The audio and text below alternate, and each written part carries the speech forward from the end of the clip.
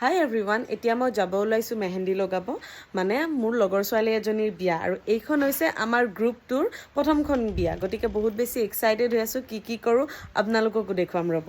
Guys, আমি ছাতি লৈ আহিছোঁ, মানে এখনো বেটাৰী গাড়ী পোৱা নাই।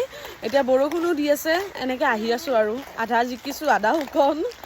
আৰু আমি গৈ পাই চিধা মেহেন্দি লগোৱা ষ্টাৰ্ট কৰি দিলোঁ, আৰু এইফালে সকলো ব্যস্ত মেহেন্দি লগোৱাত। আৰু এইজনী হৈছে আমাৰ ধুনীয়া কইনাজনী, আৰু তাই এতিয়া মেহেন্দি লগাইহে আছে। মানে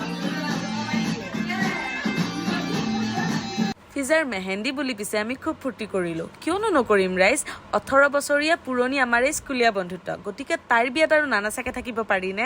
আমি বহুত ডান্স কৰিলোঁ। এতিয়া মই এইখন হাতত মেহেন্দি লগাইছোঁ, মানে খোৱাৰ কাৰণে এইখনত লগোৱা নাছিলোঁ, আৰু এতিয়া মই এইখনত লগাইছোঁ, আৰু ফিজাৰ মেহেন্দি হৈ গ'ল ইফালে।